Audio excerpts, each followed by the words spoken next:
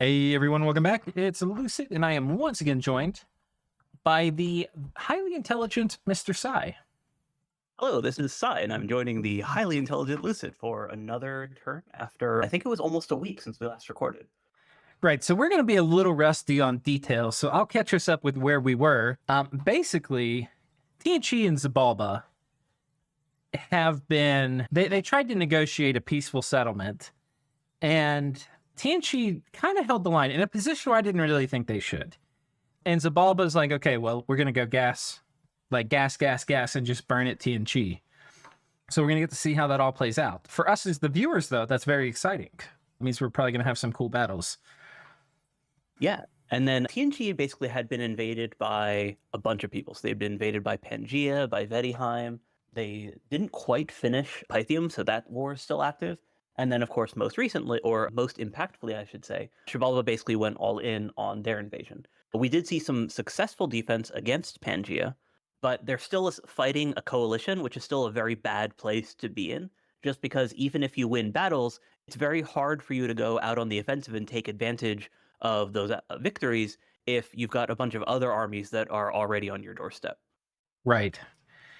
And I think the coalition makes sense from some perspective of like, you know, TNG was doing pretty good in some of the graphs. He probably was not in position one, but he was a nation. You know, it's a good player playing an okay nation that has like a mid-game timing. Like this is when they need to be making hay. And so everybody punching them right in the gut, right when it's like they need to start snowballing really hard, it's going to make it really hard for TNG to win the game now. So even if TNG gets out of this coalition, even if they don't hardly have any, you know, they get back some of their land losses, it's going to be a much longer path to winning the game now. So it kind of makes sense there. The thing that it doesn't make sense about is there's a lot of really, really, really hard scaling nations left in the game. And if they're all focused on TNG, they're not focused on any of them. So that's, yeah. Yeah, we got 3 blood nations still in the running. Right. And 2 of them are 3 of them are blood sacred nations. Yeah. And one is just a run of the mill, work-a-day, generic blood nation. So let's start with a message from TNG. As expected, Pangaea's army wasn't a serious threat. We forgot to add 2 things for that bone grinding attack, setting up our Axe of Hate play and casting Horror Mark so that he will be ruined once Astral Corruption goes out. Sorry, my dogs, 1 second. And casting Horror Mark so he will be ruined once Astral Corruption goes up. Look at PNG. Just assume that that's going to happen. Right. Yeah. I think with this much blood left in the game, there's no way it doesn't. So yet another reason for players to be maybe looking at taking out some of the blood powers now. Oh well, can't complain when our only material losses in that fight were a white mage and our entire army being blinded and limped. Though probably with soul drain up, a single quickened Axe of Hate would have been enough anyway.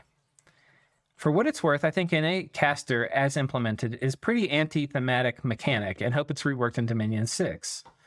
Just be that you get an extra spell cast every turn, off script AI, and ideally a separate fatigue pool, representing that you've got an extra mage there doing stuff in addition to the main mage. Or maybe elemented in a flavor of just having Nazca mummies that have several mages on a single rider. At least they have the whole mount system coming out in Dominion 6. Right. What's interesting is I think when this note was written, well, no. It would have been known. Yeah, this was after the Dominion 6 announcement with the mount mechanics, so they knew about this. I at least cannot come up with a mythological explanation for why Rock should be able to cast spells extra fast, and the effect of being able to cast big MR targeting spells before anti-magic is broken as a mechanic. I mean, Dominions as a game has strong magic. So, you know. I do agree with him, though, that fundamentally part of the appeal of Dominion's magic system is that it becomes a huge game of like counters and countering counters and all that good stuff. And being able to guarantee that your spell goes off first so that it effectively can't be countered directly is very, very different from that in terms of like how it's like different as a mechanic. And it's also something that's very limited in terms of what can get innate caster. Right. Like the vast majority of nations can't recruit innate casters, and you can only get like very serious ones with stuff like Wish. Right. Or Yeah, obviously and your God. Pretender God. Yeah. Pretender God is like the source of most of them. Yeah. I just mean that, like, if it's not on your God, it's very, very hard for you to ever get an innate caster in most games. Yeah. It's a really strong mechanic. I don't think you need him to win. I don't think it's like a dominant strategy. Oh, not at all. I'm just saying that it works differently from how most of the rest of the Magic and Dominions works. Yeah. So I think it's a very reasonable thing to be frustrated with, because it can be frustrating. But it's also like Dominions has like freaking strong ass magic. And some of the strong ass magic is like, yeah, it's just going to happen before any of the other magic does. So if it got changed, I'd probably be okay with it. But I could like it how it is a bit. I'm not going to lie. Yeah. It kind of reminds me of the old Reign of Stones, which like was very debilitating, but like you were still able to play around it because you knew it was there. Right. The difference with the older Reign of Stones was that you could kind of do it as a ton of nations, whereas, innate caster's a good bit more locked. Yeah, you kind of need it on your God in order for it to be a significant part of your strategy. Yeah. Meanwhile, Solar Brilliance blinding effects just procs too often. There's no troop that can endure it for a medium length and not end up blind. I guess maybe we should just cast it ourselves in big battles involving that army from here on out, so that at least both sides are blind.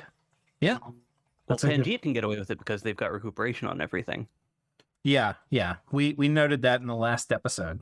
But maybe TNG didn't know that was the Pangean special. Agarthan treachery this turn was a real surprise. We've gone out of our way to be a good ally to them this game. I confronted him about it, and he said he'd send us the gear looted off the Pangean thug as an apology for not at least talking before attacking us. I'm not sure what will happen in that relationship beyond that. I'm sending this batch of messages early in this turn, since we're waiting on diplomacy to do any scripting. It starts looking like we've been voted out of the running for this game. We're not dead. Our armies are intact. Well, if you don't count our South army being 50% blind and 25% limped. And we've got enough safe gym income and reserves to keep them in the field. But it's going to be very hard from here, even if we end up winning army fights.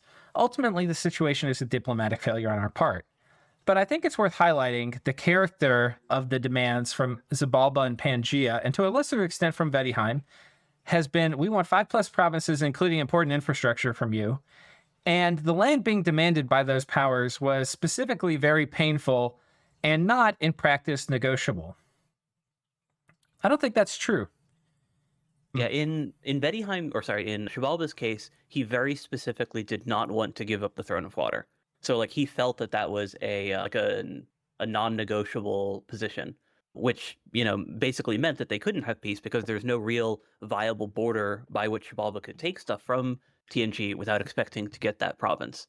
Along those same lines, Vettiheim's demands seemed pretty reasonable, but what Pangea was asking for, again, based on what Vettiheim had said, actually, because I think they were the ones that had shared some of the more specific province stuff in the messages. What Pangea was asking for was basically just too much for TNG to be able to give up while still having a comfortable border with them. Yeah, I mean, I think there's a few things that I want to point out here. There was no sense I got from the negotiations that people were doing a pooled negotiation, and that, like, this was the thing that frustrated me in my last game when I played Middle-Aged Ulm, and there were like 4 people fighting me, and 3 of them, and this was like for the first war, were in like a binding coalition where they wouldn't make any decisions on their own without talking to the other player. And it was either I was going to buy all of them out, which wasn't, anyway. It's frustrating when you can't do diplomacy on an individual basis. You only can do it with the group, because then you get like groupthink where they're like, no, we're just going to kill you. That's not what's happening here. Like, he could have bought Xibalba out separately than Pangea. He could have bought Pangea out separately than Xibalba, etc. So, and like he did buy Agartha out separately. The only 2 that were like somewhat linked were Vettiheim and Pangea, and that's less of them being like hard committed together and more that Vettiheim didn't want to withdraw from the war while leaving Pangea in the lurch, essentially, because they wanted to remain friendly with them. Right. So, but yeah, it's definitely not like a binding coalition type deal. I think when you get in a position like this, the best thing you can do is to get yourself out of a war with the person that you think will be the worst war, and then try to win So like if you have to give up land, like, yeah, it's going to suck to give up infrastructure you don't want to give up. But if it allows you to persecute a war, which you do think you'll win, then that would have been great. Yeah, we've talked about it a good bit, but I think the thing is, I think the longer you play the game, too, the more comfortable you get letting go of stuff if it's in the greater good. Like, or at least for me, like when I first would have started, there's no way I would have considered giving up important infrastructure to like major powers like this. But hopefully now I'd be able to, like, if it was a trade that was good and that deserves more careful analysis than I've probably given it here, then I'd like to think I'd do it now. But yeah, it's just hard, and it always feels bad, even if you can come to that decision. It always feels bad to give up land without fighting for it. yeah. Okay. The other thing to think about, though, is as the winds have changed turn, as long as you still have done a lot of things to preserve stuff that keeps you in a good position, you can get it back, or there'll be a coalition against somebody else later, and you can make potentially more hay than you lost here. So, things shift. And I mean, by God, people are going to be worried about the Blood Nation soon enough. So if he just gets out of this lurch, yeah. Anyway. The only thing that's a problem is if you start trying to like fearmonger any one of the sacred blood nations, you're like, dude, we should go after Xibalba. He's a sacred blood nation. Then you have like Gath, like, wait, what? If I help you with Xibalba, does that mean you're going to say the same shit about me next? I mean, reasonably, yes, actually. Yeah. So it's hard when there's this many strong blood nations left. It's hard to actually get that thing going. Yeah, it would be kind of cool if we wound up seeing blood versus non-blood in the late game, but I suspect that it's not going to go there at all. That would be really cool. I mean, I could see how it could, right? I mean, you might have a non-blood Nexus coalition. So it could be like Agartha, Pan, and TNG all teaming up with Nexus. So they're trying to spin gems, and then all blood goes into astral corruption, and they're trying to kill the net. I don't know. But yeah, it could be cool. It's hard to speculate on what the diplomacy is going to be, though. Yeah. All right. Nor has any power yet expressed interest in diplomatic options where they end a nap with Pan or Xibalba. So even though Pan and Xibalba are committing major armies in our land, it's a whole map coalition in the sense that everyone's okay with 6 out of the 7 players raiding us, while the other players are protected by naps. Yeah, that sucks. But the thing I want to point out here, and this is me speaking from experience where I don't want to call this a mistake, because maybe he's playing this right, but from my perspective, it's a mistake that I've made, which is just like, you're like, oh, I can't get out of this impossible situation, but yet it's like people are talking with you and giving you terms that aren't crazy. Like none of the terms that got given to him by Pan or Xibalba are so crazy they shouldn't be considered. They're not like, yeah, we want like 20 provinces from you, including like 2 capitals. At net it is, right? But not as any individual player. So. End of turn message. No diplomatic progress. Time to find out how many demon jaguars we can kill. Let's hope he doesn't spam disease demons at the Throne of Water this turn, and doesn't have alteration stuff scripted this turn, because if he does either, the answer might not be the one we're looking for. This will be way easier if we had Enchantment 9, but we're still 4 to 5 turns away with all the mages we're committing. And this is with retreating on Pangea's front, so we can focus our limited gear on Xibalba. So we get to fight Xibalba in a somewhat fair way. That means like Storm Staff and some of the other stuff. Yeah, and we've already seen that he has a pretty serious army set up in that throne that Right. Xibalba chose not to engage with. Right. It's a problem for future Xibalba to deal with. A message from Gath. TNG is resisting, even though his aggressive and pushy style of Diplo I can't really understand. Reminds me of Arco nation diplomacy. He could have made peace with most of the players by seeding something before all this started. Even last turn after Xibalba attacked, instead he's been making demands, trying to bully people with valid reasons, but he's not in a good position to make demands. I'm not trying to judge, just expressing my perplexity about his decision. I'm sure that there's good reasoning behind these actions. As for myself, I'm bolstering my economy and my armies for future battles, just like everyone else. I'm the number 1 in provinces now after TNG has been reduced, and possibly other fields too. People are definitely rightfully concerned about me, but hopefully not too much. current state of the game might be boring, but right now I think it's the best I can do to increase my overall chances because if I'm successful in my next war, I'll definitely become a coalition target. And after that point, any success will be drawing even more attention.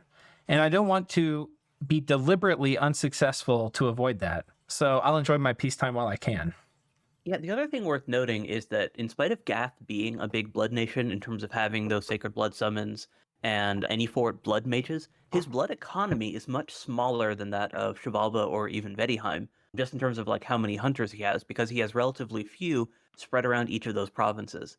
So he definitely can industrialize further, and taking some peacetime to do that can actually be a huge advantage. Because once he starts hitting those blood nines, which again, research is also a lot easier in peacetime, he can seriously start ramping up in power. Do you think Gas should, with it, given his bless, which is kind of moderate, do you think when they get to blood 9, they transition away from Sair and Shadim? Or do you think where basically you get way better mage turn efficiency?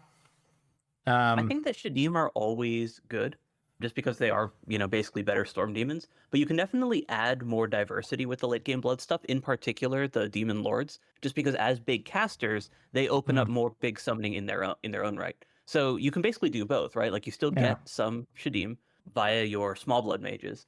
Then you can summon the demon lords and start using those for the big summoning. So you have basically fewer Shadim summoned per turn.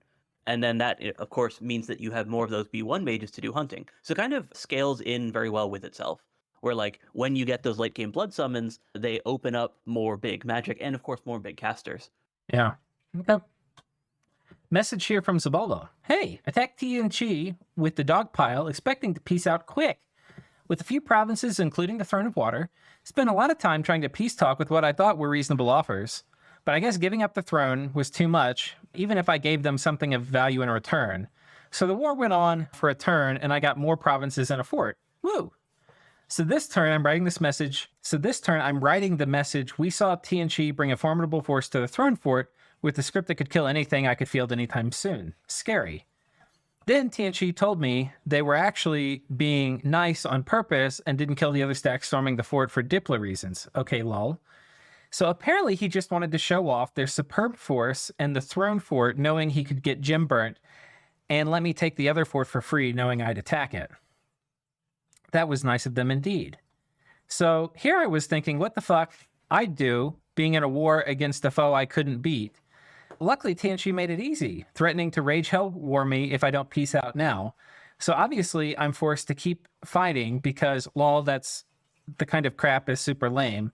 And if they just rush me like they threatened and I die, you have my reasoning. Meanwhile, I'll do my best to make sure they're out of the game as soon as possible.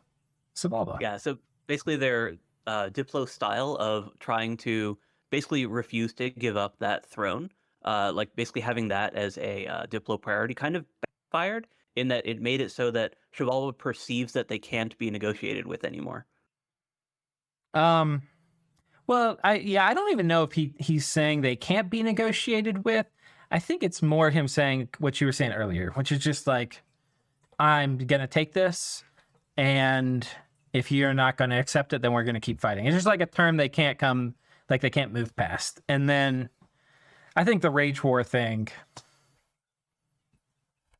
I don't know. I think that's just TNG being exasperated and Xibalba not backing down. Yeah, so all interpretation of the rage war thing, though, is, well, okay, I guess I have to go all in. Yeah.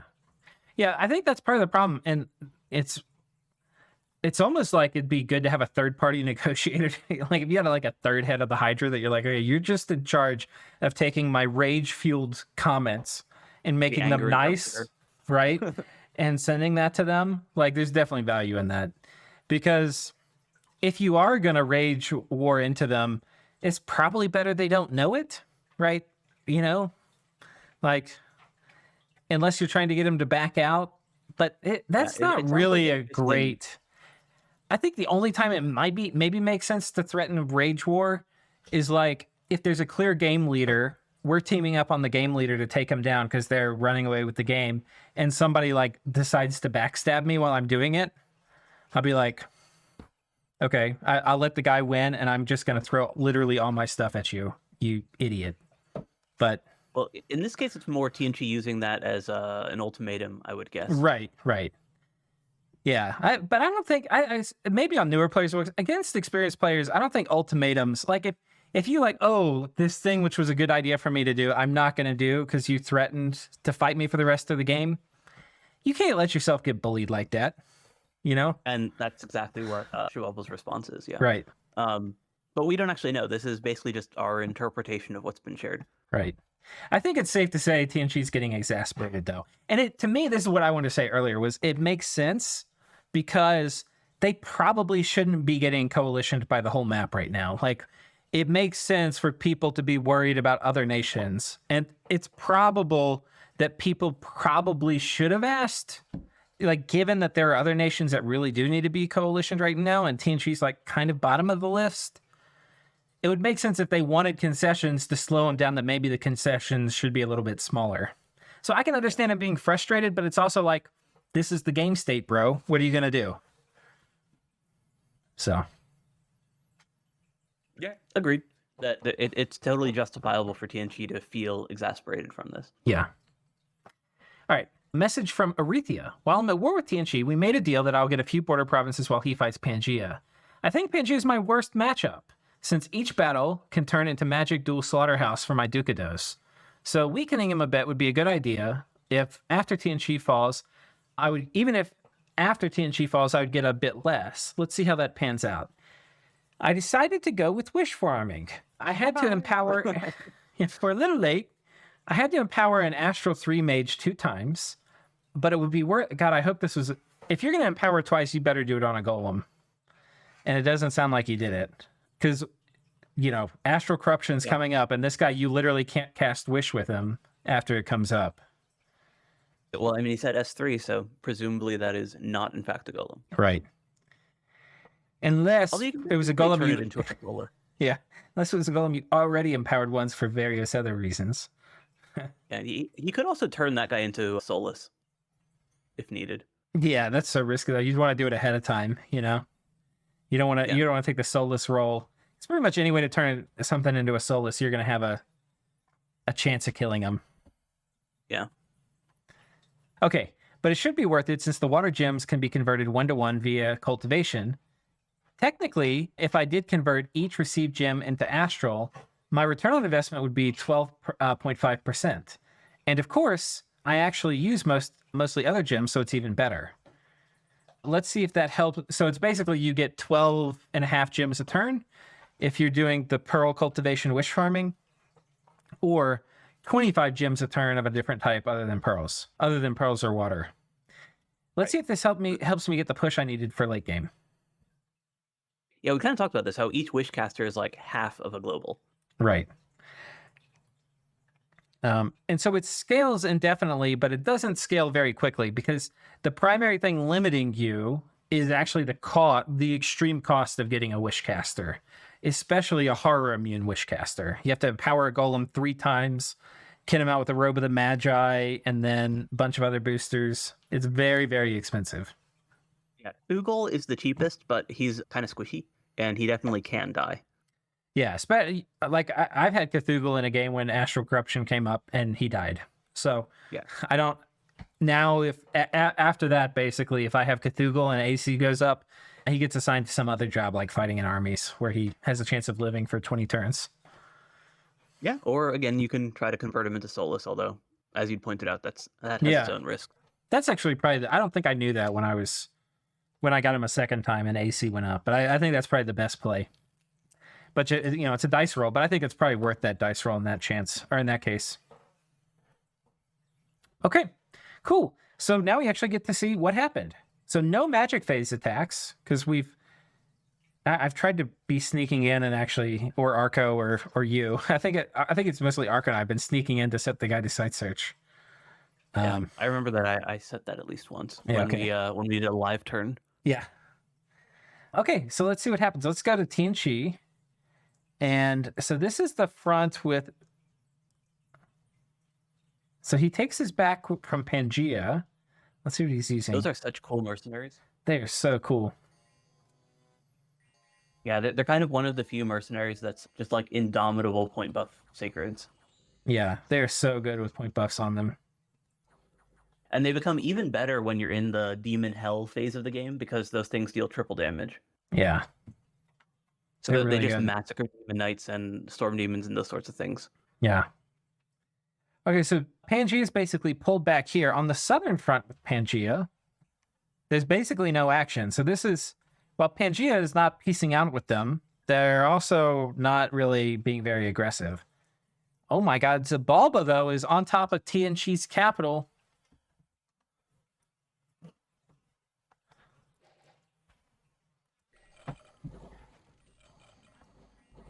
And yeah, that he's got the spells. He's got those guys don't have weapons of sharpness, but he did put up Bloodlust, Anti-Magic, Divine Blessing. What is this guy doing? I think this was Firestorm. If it was No, Firestorm, that would be it's Evo late. 7, right? Yeah. If it was Firestorm, it's late, and he did use gems on other spells. Or Yeah. What is that? Maybe it's assassin protection. He just wants some gems on there so it's harder to assassinate him or something. I don't know. Yeah, I mean, you'd expect him to be casting something. Oh, this guy did weapons of sharpness. Yeah. That guy's also, he also brought or did anti-magic and the blood spell. So that's what I was saying, that he did, in fact, spend gems. Right. So whenever the right. Archdevil was there for, he didn't do it. Did he cast Storm Power? Well, It's a Sabbath Master, never mind. I was thinking about those air gems. What he might be trying another to do with weapons those. of sharpness caster. Nature caster, what this guy do? Relief? That makes sense. Okay. We'd actually talked about this last time, that it's very likely to be heat from hell. Right. So it's missing. We don't have any sign of like Wailing Wind, which has kind of been a running theme now. Let's see what else. Oh, this Lar finally got caught out. Yeah, these Larrys have been just popping up and doing damage for so long at this point. He finally got it. It's just cross. Oh no, it's the cube army. He's got cubes. And Yeah, on he's been spamming these cubes. and on cubes roll out. Did he do Army of Giants on those guys? They look big. No, No? they're just size 4. Okay. Yeah, because I was thinking that one of the counters to cubes that Xibalba can do is their own Army of Giants.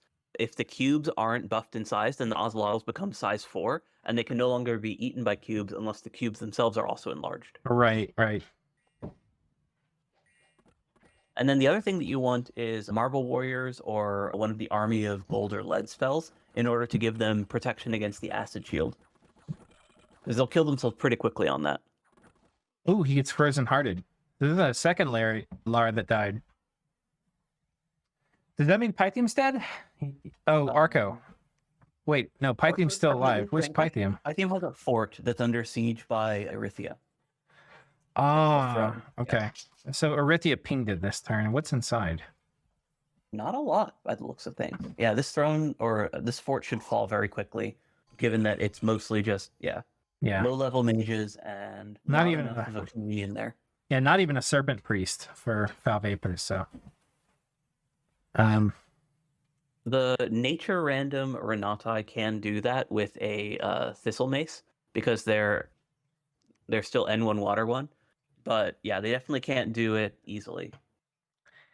Okay, so TNG came to. So there was previous. So this is what happened. Xibalba moved this huge army, which was on this throne, which he like saw what was inside. He's like, I'm not going there. So he's like, okay, I'll go on top of your cap instead. Goes on top of the cap. TNG rides out on the throne for it. Like, all right, let's fight it, big boy. Comes out with his storm staff, with his cubes, with a core of mages, doing time stop, mass protection, marble warriors, quickening. These guys have all the buffs. And he notably, though, does not have Army of Giants. So if Shabala has enough alteration, then he can make his Ocelotls unswallowable. Right. But even then, these... I don't know. We'll take... It's a Kamazats. I think it's just chaff. And what did this guy do? Yeah. I was wondering what he had there that was triggering the gem spending. Oh, this guy, yeah. Yeah. Oh, Wailing Wind. Oh no, that was TNG's. But yeah, these guys are buffed to hell. I think these guys would ruin Aussies. Because Aussies They actually don't definitely have. can, yeah. Well, they have Spirit Sight, right? With weapons of Yeah. sharpness, they absolutely can jump through them. Yeah. Well, I just think the Aussies will have weapons of sharpness too, but I think these guys might be able to defense tank them. And that's one of the nice things about holding on to the Throne of Water is like they have a much better chance of defense tanking the Aussies, especially with Will of Fates on them. So Yeah, I think out of everything that TNG has, the army that he's assembled here is probably one of the best Ocelotl counters that he could put together. yeah. So it's really well scripted. But but Xibalba jumped that and instead has also gone down here onto this fort, which he's also popped. And this, some of you, if you've never seen the nightmare that is like a metastasized Aussie blessed Xibalba, this is it. It's just the strategic mobility is so frightening. It's like, They can be everywhere. right. And it's like, how would you like to have any, like, basically, this is the range of an Aussie, right? The Aussies are here. It's like, how would you like it where this pile could be on top of any one of the forts here and one turn pop it? Like, how does that make you feel if you're playing? It feels pretty shitty if you're on the receiving end of that. Yeah, the thing is, though, that because TNG has an army that is capable of beating this, and because he has magic phase movement with that army via gateway, anytime that Xibalba storms in force and TNG predicts that successfully, he can kill a pretty decent pile of those Aussies. Right. Yep, that's a good point. But now he's got a choice. I think he only has one storm staff. So does he put it here or does he put it He also here? had only one gateway caster. Right. That southern throne is not breached. Oh, it's not. That's kind of nice. Yeah, so he can defend his capital in the event that Xibalba decides to storm, but Xibalba can also juke him out again and just storm with another gem burn thing and just keep burning his stuff, forcing him to spend more pearls gatewaying around without ever risking anything significant. Yeah. And so long as everybody else is fine, which I don't know why they would be, but apparently they are, with Xibalba just getting bigger and bigger and bigger. Like, Xibalba doesn't really, he can just do this for forever. And, you know, unless he gets really unlucky and gets called out and you know, ahead of time, it's, you know, eventually TNG's going to fall apart. Like, TNG's getting wrecked here. Like, look at the TNG score. This is not good for them. Yeah, admittedly, not all of that is going to Xibalba, but a good chunk of it is. And yeah, as you pointed out, because they can instantly breach those forts, they just have to keep jumping fort to fort. Yeah. And then they can choose to storm only after they have basically faked out TNG enough times or are on an unimportant enough place, or just even on a place that doesn't have enough alternative wizards that the Gateway army can no longer beat it. And once they're in that situation, then they just grab it and they just keep going. Yeah. And another thing is that as all this is happening, that's just with the armies that Xibalba already has on the field, and they can keep building up more because their economy is uninterrupted. yeah, exactly. And this gets to like, what is the logic? This is what, when I saw this turn, because I peeked at it before, it's like, what is Pangea doing? Like, because Pangea is the linchpin holding this whole coalition together. And he's not getting any benefit. Like, look at this is what Pangea has organized. Oh wait, here's TNG. Yeah, Pangea is up a grand total of 1 province. Pangea, the linchpin in this, is like, hey, let's take the guy who is arguably, and it's a very arguable position 1. He wasn't position 1, but he was in a good position. Let's take this, which is not really a huge concern. The biggest player in the game is LATNG. That's like a great game state. Let's lose a bunch of our stuff and instead give his provinces to Xibalba. I don't understand this one bit. So I don't. Well, I think that Pangea thought that he'd be able to get more out of the war, but he didn't commit. Like we talked about before, when we saw that Pangea army, Pangea did not create a Doom stack. Like, he didn't put together anything that could beat a TNG army head on. And I think that you need to do that first if your plan is to push this guy and take his stuff. Yeah. So maybe if we like what happened? Pangea was probably thinking, hey, let's put Diplo pressure on TNG, and he should just buckle to the Diplo pressure because he's good in coalition and give me free shit. and I'll just put together some army that deserves some respect, and then he's going to have to cave to the Diplo pressure. Well, And if that was the case, then he should have basically been negotiating along with Vedheim for borders that TNG could accept, because apparently what he was asking for Right. wasn't palatable. right. And But- Vedheim actually said something to that effect as well, that Vedheim was comfortable with just a couple of provinces and had expected Pangaea to ask for much the same, whereas Pangaea had been asking for like 5 or 6, including Right. multiple forts, Right. which was much more than Vedheim had wanted to get out of the war. That's true. And so TNG's like, hey, you're just trying to bully me. And he's like, I'm not going to be bullied. But the other member of this coalition, Xibalba, is not doing the same thing. He's not like, hey, I'm just here to bully you. He's like, no, I'm going to bring shit that like might kill you. And this, however, this combo has resulted in basically throwing all this land to the guy who wasn't fronting. Like Xibalba was bringing real stacks. So Vedheim supposedly is bringing a real stack, we just haven't seen it. right. Let's say my mic. They have the threat of a stack at the very least. They have the threat of a stack. It's all hidden. There's a lot of goblins. You just can't see them. But all right. Well, I mean, yeah, this is trusting what the player told us, not Right. like what the player is telling TNG. Right. So yeah, this is interesting. And again, TNG has place they can move. Anytime they have an army inside a fort, they can try to roll out of the fort, and they can move all the items as long as they keep the items in a fort through the lab system, because the items are what are kind of limiting the number of fights he can take, right? And they can try to ride out. But Xibalba doesn't ever have to take a fight. Xibalba can keep moving to a different fort.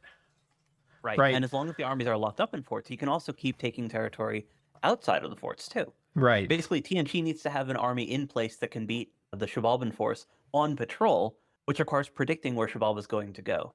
Right. And that's hard. It's just really hard. Like, in this case, if he doesn't gateway into the capital with his god and that cube and sacred stack, then there's a real chance that Xibalba storms and just grabs his capital. And that's like not something that you can risk. Yeah. But at the same time, he gateways his army into that capital, he can't patrol his throne, and Xibalba can perfectly happily just bounce back and forth and force TNG to keep spending gems, as we mentioned before. Yeah. I think there's an interesting play for TNG here. I think from TNG's perspective, what you want to do, ideally, is you want to assume, okay, this guy clearly is not the AI, and then where the AI is just going to like jump on a fort and stay on until he storms it. Like this guy's bouncing around. So he's like, okay, well, maybe, like ideally he can put enough stuff inside the fort, or I don't know what kind, if there's a big army in here, maybe you even ride out with it. But you put stuff inside the fort that can deal with Xibalba storming. But then, like, you've got this big army here. Maybe you move in patrol on top of this fort or on top of this fort, anticipating that, The army's going to move on. the army's going to move there. But I think the move for Xibalba is actually go on top of this fort, unless he's worried about Arythea taking it. I think that was given to Arythea or sold to Oh, Arythea, okay. such that he doesn't want to bounce or bump him there. I gotcha. So I think that Xibalba's play is, if he see it, like assuming he has good scouting, right, or at least good communication, because Pangaea can also just tell him what he sees or share screenshots or whatever. I think that Xibalba's play is to bounce between the throne and the capital, Yeah. and then try to grab the easy stuff. So grab the southern throne if he can. Grab unforted provinces. Cedar Pillars would be incredible, of course. Yeah. But basically, keep the threat in play.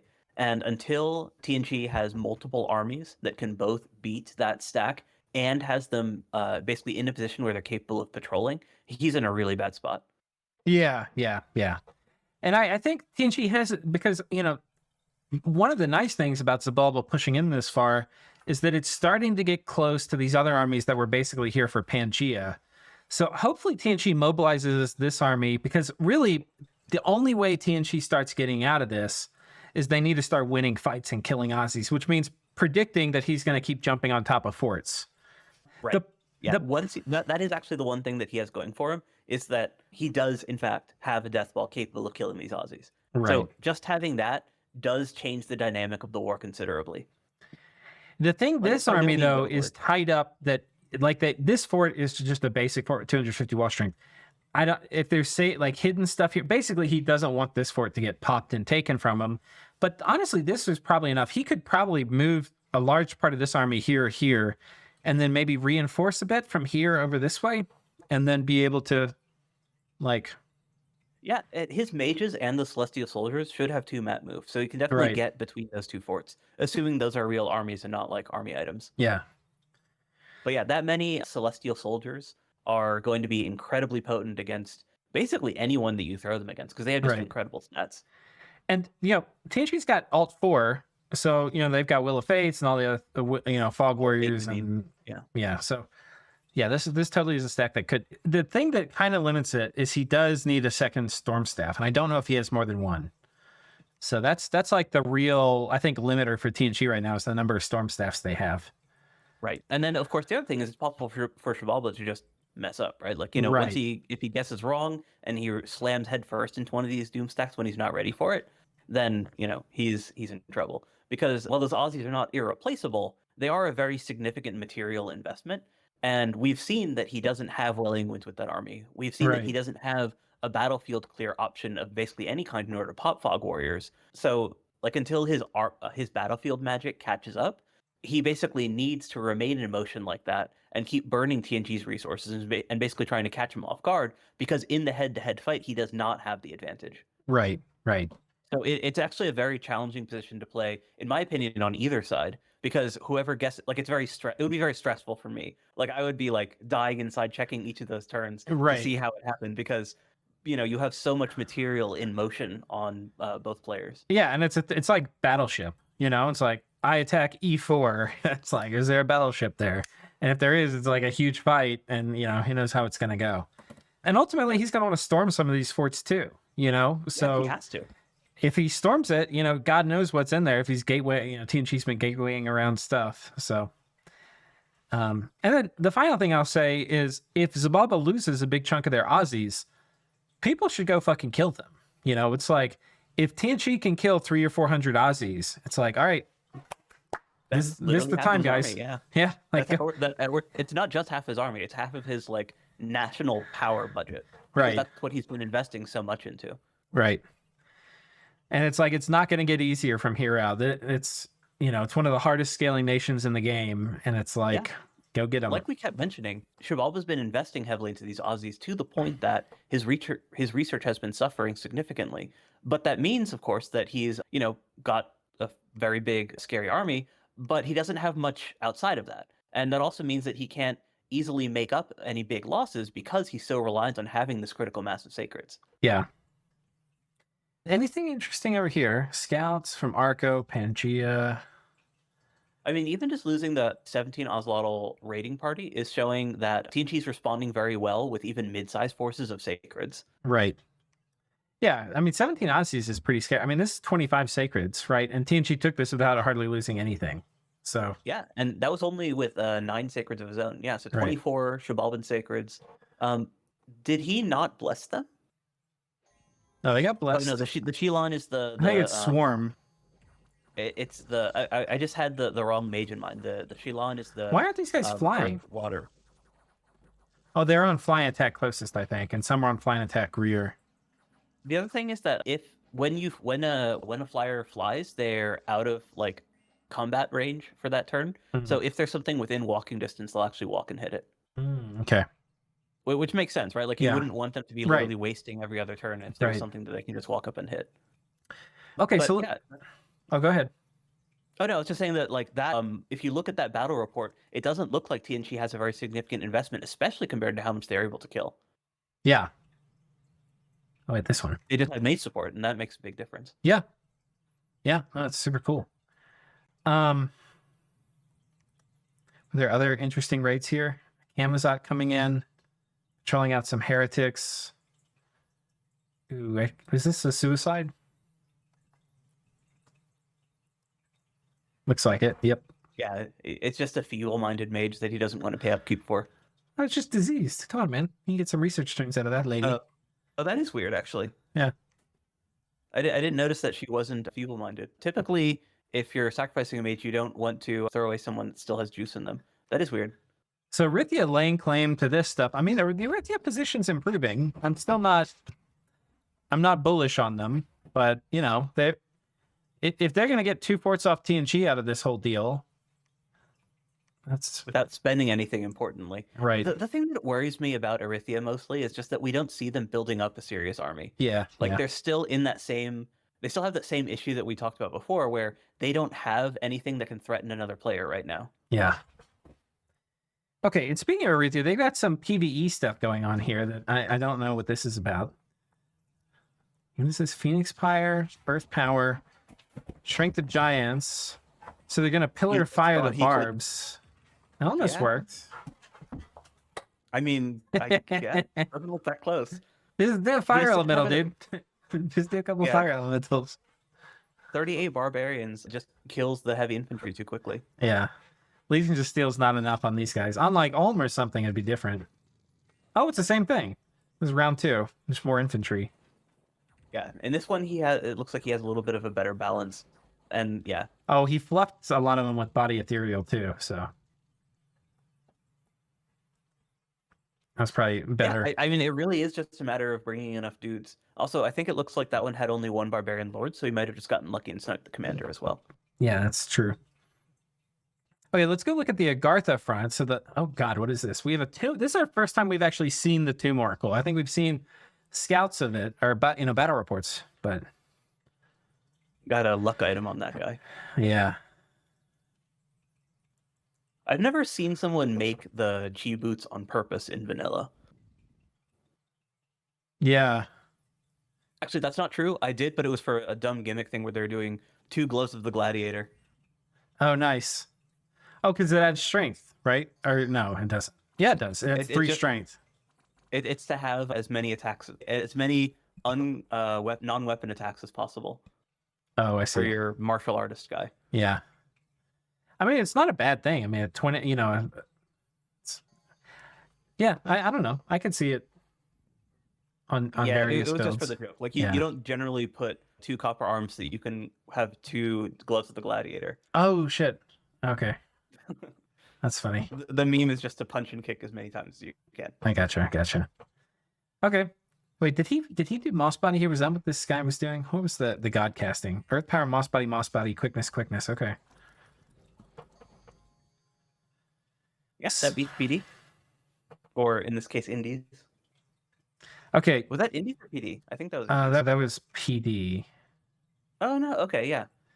Okay, so just how bad is the Agartha position? I think the thing that's telling to me is mostly just the research graph. Okay, provinces, obviously not very good looking. Forts, kind of redeeming. At least dense. Income, you're 20% of position 1. Gym income, 15% of position 1. Research. Yeah, that's See, that's the part to me that's so hard to recover from. Because everyone else is going to be progressing in research faster than you as well. Yeah. Dominion, not going to get Dom killed. Army size is pretty bad position. It's not viable. I was looking at it, I was like, man, maybe they can, you know, jump on they get maybe 1 more fort out of TNG, maybe they get a throne, because, you know, Aaron does his Diplo magic and they jump in a second war and they're on the winning side of that and they get another nation worth of stuff no.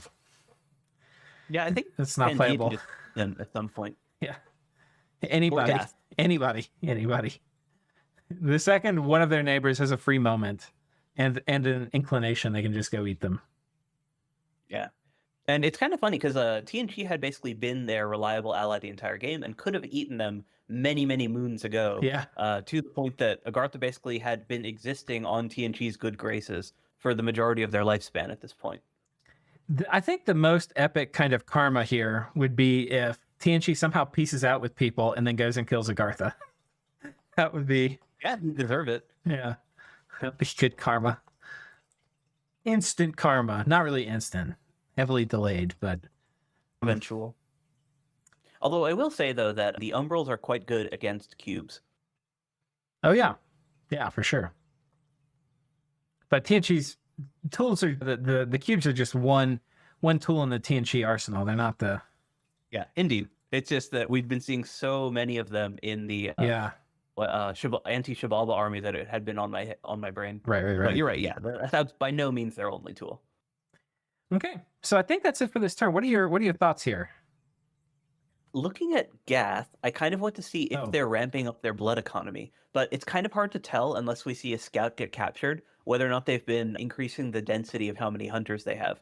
The only other thing that we'd be able to see is if they have like severe population losses or unrest spikes. But because they have such an easier time getting What the patrollers fuck? compared to getting hunters, it's hard to tell. Oh, that guy's just sight searching. That's weird. Wow, that is didn't he? Oh, You definitely don't need the air hat to sight search. I'm not really so worried about eking out some extra sights. I'm gonna risk all this gear. Yeah, the other thing is that some of that gear doesn't do anything. Like Yeah. there's no sights above 4. Yeah, that's true. Or like Blood 5. Hey, what's going on here? I actually don't know what that guy's doing. There's a lab? Yeah, I don't know. Maybe he's casting a special ritual there. I don't know. Who knows? That's very weird. But yeah, so blood hunting. Well, let's see. We've got 1, 2, That probably, yeah. 3, He's got the 4, Kingdom Keeper. 5, 6. 6 are probably pretty tall blood hunting sites. I'm guessing each of these have at least 8. Because he's also That's the burning thing, the though, pop out pretty fast. So Well, that's the thing though, is that when we saw his hunting, it was very low density. It was like 4. there's no way there's 4. Look how much patrol stuff he has. He has enough patrol stuff in each of these to support at least 8. Yeah, but they're also below 5k pop. That's right, because he's been hunting the shit out of them. Yeah, that's fair. Yeah. So, I mean, if it's 8 times 6, if that's about 50 blood hunters, and you get like 2, let's say 2.5 a turn, or I can't remember what the math is, but yeah, I mean, he's probably looking at like 150 max blood slaves a turn right now. Is that about right? Yeah, that's not bad. That's actually better than I thought. Yeah. If he's getting 150 a turn, then he is actually, in fact, on par with Xibalba and Vettiheim. Okay. For some reason, I thought that he just had a lower density than that. But yeah, if he is actually fully saturated in his hunting, then he should actually be doing just well. Just fine. All right. So I think that's it. Any closing thoughts or things you want to look at? Maybe try to do a comparison for Vettiheim for the same. See how many places he's hunting. Oh, yeah. We do that for all the nations. Be fair. Don't want to discriminate if we're giving away blood hunting information. Okay, so this is about 90 troops, so probably about 4 blood hunters. This is definitely being blood hunted. So this is maybe 10 blood hunters. So that puts us at 16. This might be another 7. So we'll call it like 25 or 23. We saw that Vettiheim actually has vampire lords now as well. Oh, I missed that. 23. There's probably like 4. So we'll call it 27. And Great Eagles also have a very, very high patrol value. Yeah. This is 11. Number of provinces that he's hunting. Yeah, but it's less. Yeah, I mean, these two. So I'm thinking, looking at all of Vettiheim, I'm thinking it's probably about like 35 blood hunters. So significantly less. But I mean, if the number of provinces, this one's got a bit of unrest. So 1, 2, 3, 4, 5, 6. I think it's about 6 provinces as well. Probably 7. Maybe 7. 7. Oh yeah, 7. So. Well, if he's hunting the throne, then that would be 8. I was talking about the Southern Forest. Oh, this one. No, because he's got wolf riders there. Okay, could be. And that's also above 5k, so that would be 8. There's no there's 11. There's no unrest though, but who knows? Maybe you got it all out. So yeah, probably a little bit less blood than Gath, but a lot. Yeah, I would actually say that they're probably on par if they have a similar number of provinces. And then we know that Xibalba has just been devouring population when he hunts. Look at this, 215. And Jesus Christ. that's hunting a province that is now at 12k population. So he's hunting the expensive ones now. Yeah. He's not just limiting himself to the moderately sized provinces. He's like that. Oh, 12k population. That means I can put like 15 or 20 blood hunters here for a few turns. Okay. Yeah, look at this. Xibalba doesn't have enough patrollers. He would actually benefit from piecing out just to get the Aussies to come back and patrol so we can blood hunt more. Yeah, he's just in a weird situation where he can't get peace because TNG is not willing to give up that throne. And if you look at the map, he can't not take that throne. Not now, right? Yeah, because I mean, even at the giving up beginning, the like, he throne, can't. giving up the throne. Well, no, I mean, he could have gotten, potentially a lot of this. Maybe he could have even asked for the throne of fire, or the throne of The fortune. border. Yeah, the problem is just that the borders look awful when you do that. Like, you have this weird little outlet jutting into your territory, and then you're completely surrounding it. No, this would have been a fine border if it was just like this. He just wouldn't have had that one thing. That's okay. Just have this throne poking in a bit. I mean, that'd be a tough pill, I think, for TNG to swallow. But I think, if he wanted to, he could. I guess. But I think it's where it Shabala. currently stands, he'd have to give up a lot of land to peace out. So I think at the start of the war, as Xibalba, I would start by asking for that throne just because it is right there on the border. yeah. And it also plays a very big impact on Xibalba to get those stats on their Aussies. Yeah, which, if you fearmonger it enough, actually could work in TNG's advantage. Give him this and then tell everybody to go kill him. Is 3 stats good on your Aussies? Yeah, but might not be good if that makes all your neighbors attack you. So, which I think is very justifiable. This is terrifying on Aussies. Yeah, So. TNG's fear-mongering against Xibalba does not seem to be paying off yet. But they might make Xibalba the threat after them. If the coalition falls apart, it most likely will involve at least some of the other players fighting Xibalba. Yeah. Okay. Cool. I think we're at an hour, so it's a good time to stop. Yeah, we got an exciting turn next time. See what happens on top of TNG's fort. Yeah, excited to see where the next place that those Aussies land is and how TNG is going to respond to this highly mobile threat. Yeah, me too. All right, folks. We'll see you next time.